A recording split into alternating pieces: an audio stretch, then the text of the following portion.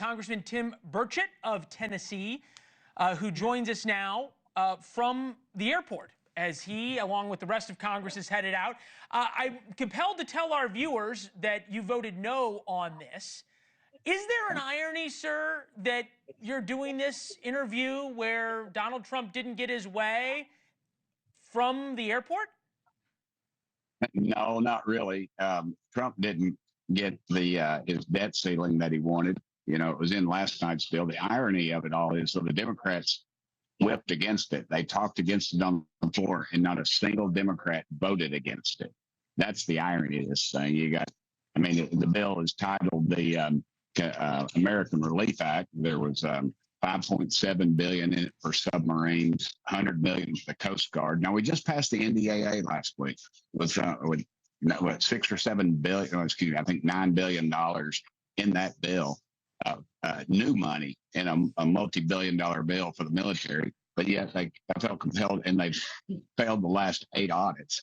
$10 billion for the farmers, $100 billion for disaster relief. Now we're giving this White House $100 billion for disaster relief. We don't trust them with a nickel, Leland. Yet we're giving them $100 billion to play with the next 30 days. $1 billion. They put $1 billion on the border just to take care of those folks. And then this week again, more money for Congressman, I've always appreciated you're willing to call things both ways. Donald Trump said yesterday, look, if there's going to be a government shutdown, better to have it on Biden's watch than mine, and let's get rid of the debt ceiling because Democrats is going to be able to use that as leverage come the summer. Congress must get rid of or extend the debt ceiling to 2029. The ridiculous debt ceiling, without this, we should never make a deal. Remember, the pressure is on whoever is president.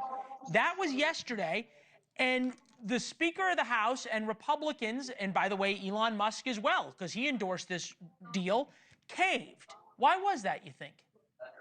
I don't know. Elon was against it just a few hours ago. He actually tweeted against it. And, you know, and the people that were close to him that were on the House floor told me that very thing.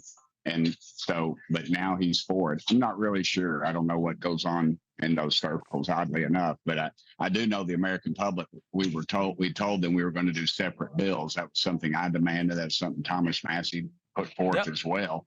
And what did we do? We lumped them all in again together because they knew they had to get it. Obviously, the Democrats got a lot of value out of it because they mounted a huge attack on it on the House floor just a couple hours ago. You saw all the video of the ranking member of appropriations on the Democrat side, and yet every single Democrat that voted against it. So help us understand, and I think it's what's going on inside the Republican. They voted for it. I'm sorry. Right. No, now all the Democrats voted for it. Before they were, you point out, against it. Help us understand what is going on inside the Republican Party. Look, politics is messy. We get that. But come 2025, where does the power lie? Is it with Elon Musk? Is it with Donald Trump? And why do you think Democrats now are so focused on Elon Musk? Because they're trying to divide him and Trump. They see him as a real threat. You know, they're saying there's a billionaire controlling the Republican Party. That's bogus. George Soros has been controlling the Democrat Party for years. There's pictures out there on the internet. Just Google him with Pelosi, with every major Democrat leader in this country, in our Congress, Schumer, you name it, Hakeem Jeffries, they're all with Soros, but yet they're not saying anything about that. And they all orchestrate their talking points. They're very good at that with the legacy media that's going out of business, by the way, and that's why you all are so popular. I just think that they sent their talking points out. They're trying to hang on to power, and they know Musk will tear them apart. He's very popular with the young people. He turned Twitter around and turned it back over to the First Amendment. He's a great entrepreneur. They try to say something about, well, he's never done anything with rockets. He just bought a company. Well, dadgummit, if he did, he sure as heck turned it around. I don't see NASA landing rockets on landing pads. That's just, they're jealous. They lost. He was a guy that should have been a Democrat. I mean, he's a tech. Well, he was, right? And he tweeted all the time about how he had been effectively a Democrat and the Democratic Party moved away from him. Thanks for watching. Go to joinnn.com to find NewsNation on your television provider.